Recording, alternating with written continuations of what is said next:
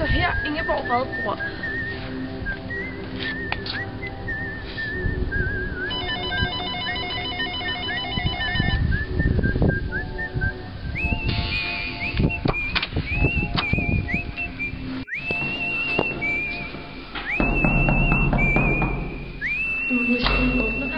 Hej, Ingeborg Vad.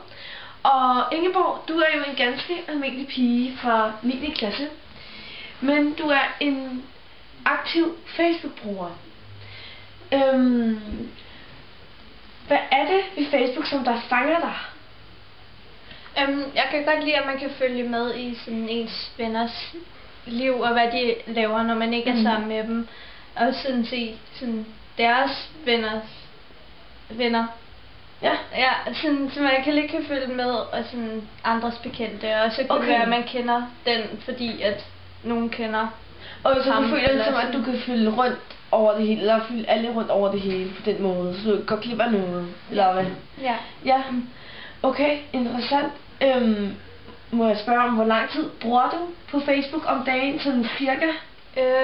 Det er lidt forskelligt fra dag til dag, men det er vel et par timer. Sådan. Okay. Er der nogle gange, hvor du tænker, om du måske bruger for meget tid på Facebook, eller synes du, det er helt fint, eller hvordan? Når man sidder og laver lektier for eksempel, så kan man sådan let komme, okay, nu gik jeg ind på Facebook igen, ikke? Og så sidder man sådan optaget af det, ikke? Hvor man måske burde lave noget andet i stedet for.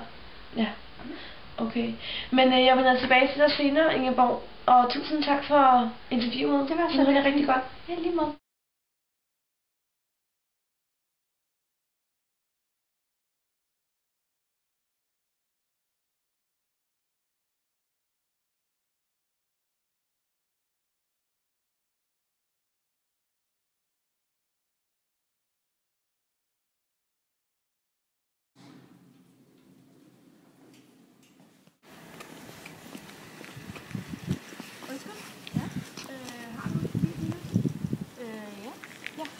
Har du Facebook? Ja. Okay. Hvor lang tid bruger du på Facebook cirka om dagen? Det ved jeg ikke helt. Hvad med cirka 3 timer om dagen? Det passer nok meget godt. Okay. Det er fordi, vi har faktisk lige lavet en undersøgelse, som viser, at 23% bruger mere end 3 timer om dagen på Facebook. Er det ikke vildt? Det er det godt. Hvad med, kan du finde på at gå på Facebook i skoletiden? Ja, en gang imellem. Okay. Men tusind tak for din hjælp. Så tak. Du må fortsætte en rigtig god dag. Tak skal du have, det godt. I et interview med Anders Kolding, så spørger vi ham blandt andet også om det er okay at være på Facebook i arbejdstiderne. Hør med her.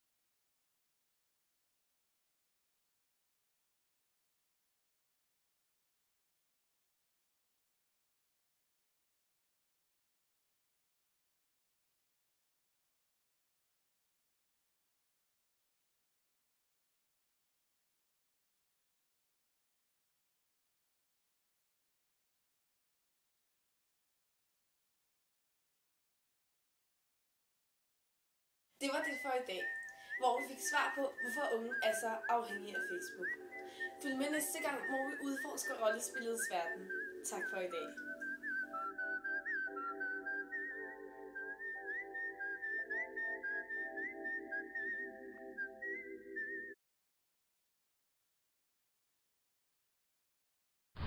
Mange undervurderer sporten rollespil, men i dag skal vi se, om det virkelig er rigtigt.